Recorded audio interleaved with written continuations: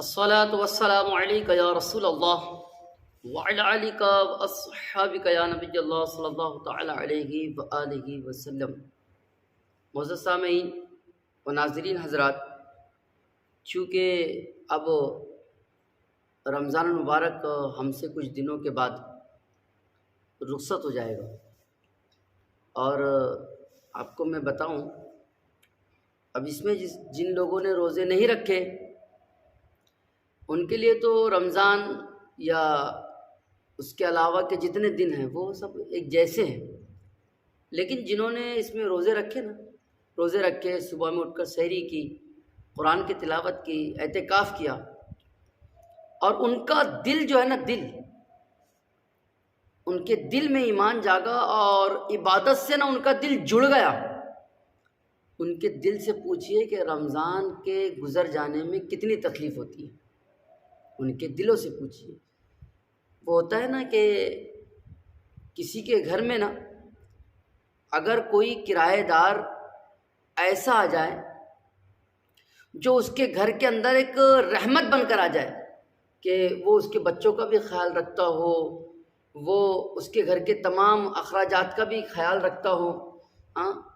اس کے گھر میں کچھ کمی وغیرہ ہو مالک کے گھر، تو اس کمی کو بھی پور کر دیتا ہوں،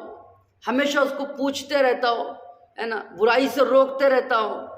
اور وہ نیکی کی طرف بڑھاتے رہتا ہو۔ جب وہ جائے نا تو جس کے گھر میں وہ کرائے سے تھا نا، اس کی آنکھیں نم ہو جاتی ہے۔ وجہ یہ نہیں ہوتی کہ بھئی وہ صاحب رشتہ دار تھا یا جناب والا وہ دنیا سے چلا جا رہا ہے، وجہ یہ ہوتی ہے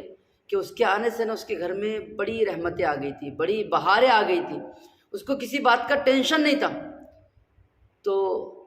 صاحب یہ رمضان کا جو مہینہ ہے نا، اللہ تعالیٰ بڑی برکتوں کے ساتھ اس کو نازل کرتا ہے۔ یہ الگ بات ہے کہ اب مسلمانوں کے قلب میں وہ حساس اور وہ متحرک دل نہیں ہے، ورنہ صحابہ کی زندگی کو آپ اٹھا کے پڑھو گے تو صحابہ کی ہچکیاں بن جاتی تھی، ہچکیاں معلوم آپ کو۔ حضرت علی رضی اللہ تعالیٰ عنہ اتنا رویا کرتے تھے آخری عشرے میں کہ ان کو دیکھ کر نہ ان کے چاہنے والے پوچھتے، علی آپ شیر خدا ہو، بہادر ہو، بڑے ہمت والے ہو، طاقتور ہو،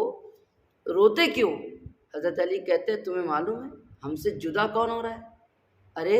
ہم سے وہ جدا ہو رہا ہے جس کو اللہ تبارک و تعالیٰ نے اپنا مہینہ کہا ہے، اپنا کہا ہے۔ جس کو اللہ نے اپنا کہا اس سے کتنی محبت کرتا ہوں گا میرا رب،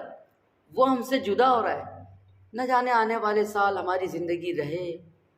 نہ رہے، ہم دنیا میں رہے نہ رہے، ہماری قسمت میں آنے والا رمضان ہو یا نہ ہو۔ تو صاحب میں آپ سے یہی گزارش کر سکتا ہوں کہ آپ لوگ اپنے گناہوں سے توبہ کریں، اللہ تبارک و تعالیٰ کی بارگاہ میں رجوع لائیں، اور جنہوں نے ابھی تک بھی زکوٰۃ نہ نکالی ہو وہ زکوٰۃ نکالے، برائے کرم نکالیں، صدقات نہ دیے ہو تو صدقات دے۔ فطرہ بالخصوص فطرے کے حوالے سے آیا ہے کہ اس کو عید کی نماز پڑھنے سے پہلے ادا کر دینا چاہیے۔ اگر کسی بندے مومن نے پورے رمضان عبادت کی اور فطرہ نہیں نکالا تو حدیث پاک کا مفہوم ہے کہ اس کی عبادت کو معلق کر دیا جاتا ہے، اس کی عبادت کو زمین اور آسمان کے بیچ میں لٹکا دیا جاتا ہے۔ آپ چاہتے ہیں کہ آپ کی عبادت معلق رہے، لٹکی رہے، کہ چاہتے ہو کہ آپ کی عبادت اللہ تعالیٰ کی بارگاہ تک پہنچ جائے؟ اگر آپ چاہتے ہو تو بھائی یہ پیسہ تو ہاتھوں کا میل ہے نا، آج ہے کل نہیں ہے، آئے گا چلا جائے گا۔ لہٰذا آپ کی بارگاہ میں یہ گزارش ہے کہ آپ پیسوں کو نہ دیکھیں، رضا الہی کو دیکھیں، دولت کو نہ دیکھیں، اللہ تبارک و تعالیٰ کی رضا کو دیکھیں، رضا کو حاصل کریں۔ اگر ہم رضا الہی حاصل کر لیں گے دنیا میں بھی کامیاب ہو گئے، ہماری قبر حشر بھی بن جائے گی۔ لہٰذا ہمیں چاہیے کہ یہ آخری عشرے میں زیادہ سے زیادہ جو ہے تو غریبوں کی مدد کرے، ہے نا، مسکینوں کا خیال کرے، بیواؤں کا خیال کرے۔ ہمارے ایسی مدرسے مدارس موجود ہے، اور مدرسے کا تو میں بالخصوص اعلان یہ کروں گا ناظرین حضرات کہ 2 سال لاک ڈاؤن کا زمانہ ہم نے دیکھا ہے، اس میں مدرسے بن پڑے تھے، اور کچھ مدرسے وہ تھے کہ جو برابر جو ہے تو مدرسین کو پیمنٹ دے رہے تھے۔ تو وہاں کے مدرسے کے حال یہ آپ خود دیکھ لینا، آنے والا رمضان جانے کے بعد جو آپ دیکھنا آنے والا مہینہ، آپ کو جو ہے تو اس خبر کو آپ کے کانوں تک پہنچائیں گا کہ کئی چھوٹے مدرسے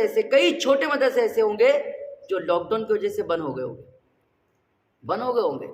لہٰذا میں آپ سے یہ بھی گزارش کروں گا کہ مدرسوں کا خیال کیجئے۔